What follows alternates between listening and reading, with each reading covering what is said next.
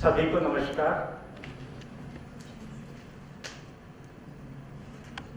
Education summit में राजस्थान की राजधानी जयपुर में, जहाँ तक मुझे जानकारी है, कल मैडम से बात हुई थी, पहली बार इस समिट का आयोजन किया जा रहा है। शिक्षाविद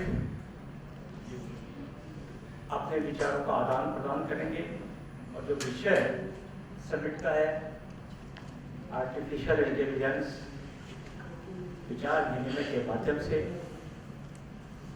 हम अपने विचारों को साझा करते हुए इस समिट में चिंतन करेंगे। इस अवसर पर आज हमारे बीच उपस्थित डॉक्टर मनमीत खुराना साहब, जो फाउंडर हैं और सीईओ हैं, मैडम प्रणीत खुराना मैडम,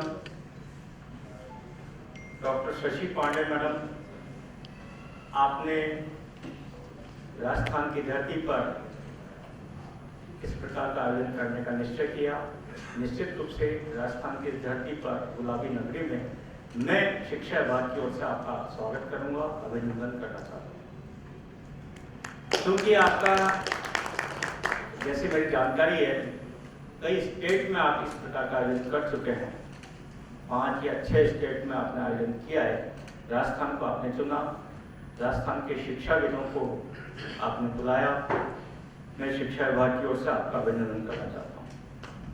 मंच पर उपस्थित हमारे सहयोगी, हमारे साथी डॉक्टर सुरेंद्र गोदारा साहब, अब राजस्थान टेक्निकल यूनिवर्सिटी के माननीय प्रोफेसर हैं और शिक्षा मंत्रालय में हमारे सहयोगी के रूप में हमारे साथ कंधे से कंधा मिलाकर के काम करते हैं। उपस्थित सभी शिक्षा क्षेत्र के, जगत के, शिक्षा जगत में अपनी प्रतिभा के माध्यम से जगत को एक नई दिशा देने वाले सभी साथीगण, आपका भी मैं इस अवसर पर अभिनंदन करता हूं। क्योंकि वैसे तो आपने चीफ गेस्ट बनाया है, लेकिन मेरी जिम्मेदारी है कि शिक्षा मंत्रालय को देखने की जो मेरी ड्यूटी है, तो मुझे आपका अभिनंदन करना चाहिए। हम आज बात करें तो मैं मेरे विषय को यहाँ प्रस्तुत करूंगा। जितनी जानकारी मेरी है, राजस्थान ही नहीं, देश के विभिन्न प्रदेशों में जो शिक्षा का स्तर है, जो शैक्षिक नवाचार हैं, जो शैक्षिक आवश्यकताएं हैं, जो वैश्विक परिदृश्य को देखते हुए शिक्षा की मूलभूत संरचना में परिवर्तन की आवश्यकता शिक्षाविदों के द्वारा महसूस की जा रही है, ये सब हमारे चिंता का विषय होना चाहिए। हमको लगना चाहिए कि हम किस दिशा में जा रहे हैं। हमारे पास शहरी शिक्षा का काम हो सकता है, ग्रामीण क्षेत्र के बच्चों की शिक्षा का काम हो सकता है, लेकिन समग्र रूप से हमसे समाज को अपेक्षा यह है कि हम शिक्षा क्षेत्र में काम करने वाले लोग किस प्रकार से देश की पीढ़ी का निर्माण कर सकें, कैसी पीढ़ी देश को चाहिए उसका निर्माण कर सकें। चाहे हम प्राइमरी सेक्शन की शिक्षा की बात कर लें, चाहे सेकेंडरी एजुकेशन की बात कर लें, चाहे कॉलेज एजुकेशन की बात कर लें, किस प्रकार की पीढ़ी हम निर्माण कर पा रहे हैं और कैसी समाज को अपेक्षा है, देश को अपेक्षा है। कई बार हम बात करते हैं, हमें बहुत विद्वान बच्चे पैदा कर दिए। स्कूलों में कई विद्वानों बच्चों की जो इंटेलिजेंस का उपयोग करके आपने उनको विद्वत बना दिया। उनके प्राप्तांक और प्रतिशत अंक बहुत अच्छे हो गए, लेकिन क्या उनमें अपेक्षित संस्कार भारतीय संस्कृति के अनुरूप हम दे पाए? क्या समाज की जो आवश्यकता है वैसे बच्चों का निर्माण कर पाए क्या? और नहीं कर पाए तो कौन सी खामी है हमारी पद्धति में, हमारे पैटर्न में, हमारे सिस्टम में, हमारे तौर तरीकों में क्या खामी है? कई बार हम देखते हैं कि बच्चे इंटेलिजेंट भी हैं, उनके जब उनकी मार्कशीट देखते हैं तो लगता है कि इनसे बढ़िया कोई बच्चे हैं ही नहीं।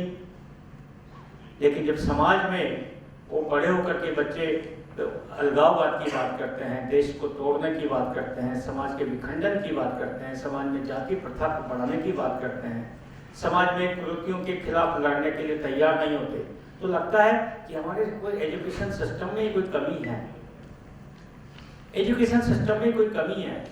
हमने उनको उद्वेलित क्यों नहीं किया सामाजिक कुरीतियों से लड़ने के लिए? हमने उनको क्यों नहीं बनाया एक श्रेष्ठ नागरिक? श्रेष्ठ नागरिक का अर्थ ये नहीं है कि मार्कशीट में 100 में से 100% नंबर है या 99 है, ऐसा होना ही श्रेष्ठ नागरिक के गुण नहीं है, ऐसा मेरा मानना है। उसको अच्छा नागरिक बनाने के लिए जो आवश्यकता है, संस्कार युक्त शिक्षा देने की जो आवश्यकता है, इसमें केवल राज्य सरकार, केंद्रीय सरकार ही काम करे ऐसा नहीं है। हम सबको सहयोग करना पड़ेगा, हम सबको इस दिशा में सोचना पड़ेगा। कैसे बच्चे हैं? कल परसों कहीं एक समारोह में मैं था, एक मीटिंग में था, और बात आई पढ़ने के बाद, इंजीनियरिंग की डिग्री लेने के बाद, मेडिकल की डिग्री लेने के बाद बच्चे विदेश में नौकरी करना पसंद करते हैं। जिस देश में, जिस घर पर, परिवार में, समाज में पैदा हुए हैं, जिस परिवार में पले बड़े हैं, जहाँ से संस्कार प्राप्त किए, जहाँ हमारे माता पिता है, उनको छोड़ने के लिए बच्चा तनिक भी नहीं चढ़ता। और यहाँ तक तो ठीक है, जब बाहर विदेश में कहीं जाकर के उसने नौकरी की तो अपने देश से, परिवार से भी कट जाता है। और कल मेरे को एक जानकारी परसों मिली कि एक परिवार में 2 भाई, दोनों कहीं बाहर नौकरी करते थे, तो जब विषय आया, उनके पिताजी का देहांत हुआ देश में, तो माँ ने फोन किया कि बेटा कब तक पहुंचोगे?